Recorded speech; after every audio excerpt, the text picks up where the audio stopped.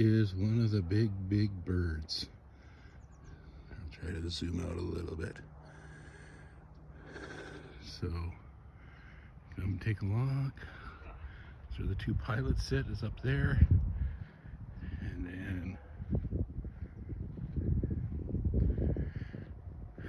back here, there is a spot for the person that's in charge of all the underground operations. There is the big tank.